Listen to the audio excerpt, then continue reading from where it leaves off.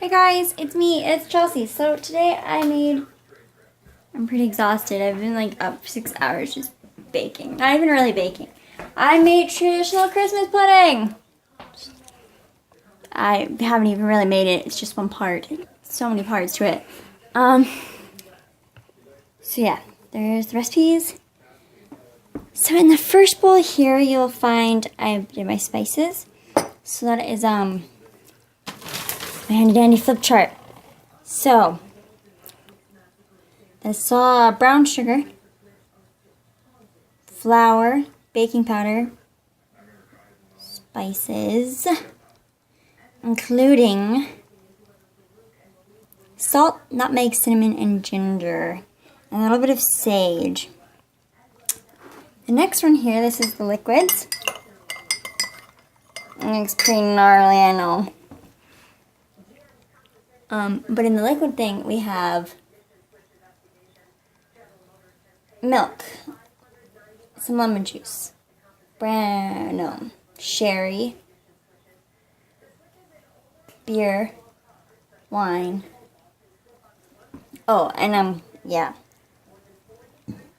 orange juice from the orange and lemon juice from the lemon, so like squeezed in. And over here we have the stickies, which are, I put cherry syrup in lieu of jam or marmalade. And I also did that because I don't have many dried cherries. So your recipe called for dried cherries. So I put extra cherry syrup in. And it smells really good. Then ours also has molasses and honey. Now here is my other dried bowl. It's the nuts and the bread. So I let a piece of bread become stale and then crushed it up to breadcrumbs. Inside for nuts, we have walnuts, almonds, and hazelnuts, which are a pain in the butt to chop. And then in this big beauty right here, what do you think that is? That's the fruit. Now I kind of mishmash everything together. So included in this are the shortening, raisins, prunes, mixed peels. I didn't put any eggs though. Currants, sultanas, an apple, carrot, 4 dried cherries, some plums. Where's the next page? Okay. Did I say all that? Did I say all that? Prunes, raisins, peels, banana, apples, dried fruit, lemon, an orange. Yeah. So then what you're going to do now is, I obviously actually chopped everything by hand because I don't own a food processor or what do you call them? A bullet thing or a grinder. So everything I did was chop by hand. So it took me about 4 hours to do all of this. That's because I'm a bit of a perfectionist. I had to take a lot of breaks because my hands tend to get quite swollen and sore. Yeah. So now I'm going to show you, I guess, just what order to add things in, because I don't really feel like showing you how to chop things. I feel like it's pointless and it's just too hard to film because this took 3 hours, so you know that'd be a lot of footage to edit and mess around with. So I thought I'd show you the aftermath part and also what I put in, because I mishmashed a whole bunch of different recipes. These are all in different recipes. So yeah, you can try my variation and see how it works. But the next part of the pudding is quite complicated. I'm going to put you down while I add the ingredients. Okay. And you look sturdy and secure. So the next part of the pudding, so first of all, I'm going to put the nuts and the breadcrumbs in the bowl. And then I always like to mix everything. So actually, as I added everything to the bowls one by one, I'd always mix them as well, individually. That's also what took so long with the fruit. I didn't just chop it all up and throw it in the bowl, then I did, like, every time I added something new, I'd always stir. So So the next part of the pudding is quite hard because you have to actually let this sit for anywhere from like 4 to 12 hours, but overnight is actually best. 24 hours is pretty good. It's kind of ideal. And then what you're going to do is you're going to steam it. That's the part you might want to watch my video at. And I kind of like self-taught myself, so I have no idea. I might even be doing it totally wrong. I apparently also have a steamer coming in the mail. My mom ordered one from Britain because it's a very UK thing. These really traditional puddings are not like a North American pudding where it's sugar and cocoa powder and milk and gelatin, you know, like it's quite different. So yeah, I make traditional Christmas pudding, and I make plum pudding, I make mincemeat, I'm going to make figgy pudding, and I'm probably going to cut this down even further because the hilarious part is, I'll show you in a second, once I kind of got it all stirred in evenly.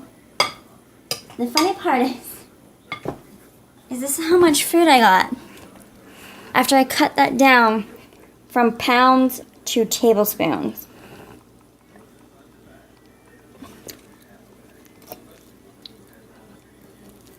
And that's how much I got.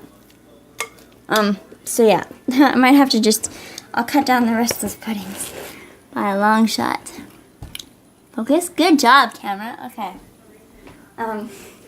So maybe for figgy and plum pudding, it'll be teaspoons. Okay. So next up, this is the honey, molasses, and cherry syrup.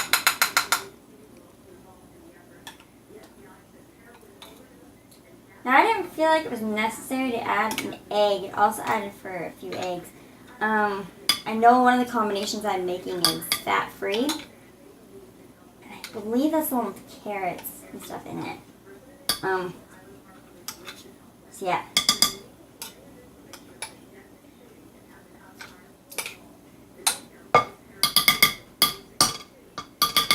Oh, it smells so good, you guys. Okay, I'm gonna lick the spoon, but it's not the spoon I'm using to stir the stuff, so don't worry about it.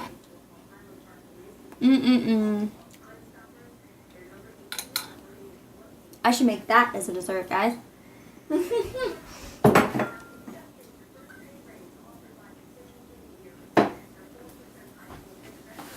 Okay, next up is our liquids. This would be the wine, milk, sherry, lemon juice, or lemon juice flavoring.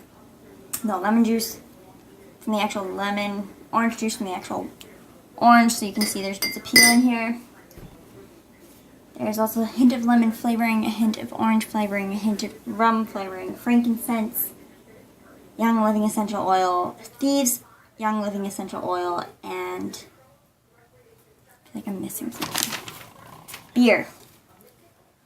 Yeah.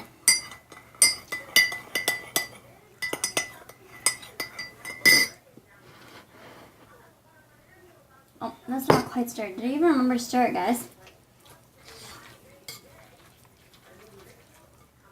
And for Christmas puddings, you really should actually be stirring this with your entire family, because traditionally, you put charms in the pudding, and it was really significant, because this is a really important staple for Christmas time. So you would always go, if you could remember, stir it from east to west, with everyone getting to stir it at least once. And the reason why you go east to west, just this way, is because that's apparently the direction the wise men traveled in. God, guys, I'm having so much pudding. Crap. So yeah, this is the wise men traveled in. So the other kind of interesting thing about this is a lot of people that age, like mincemeat can age it for a month. And then once it's cooked, I think it's good for like several months, to be honest. And that's why it was such a staple food, especially in the UK, like for the lower class, I believe, because it was so cheap to make. And it lasted forever.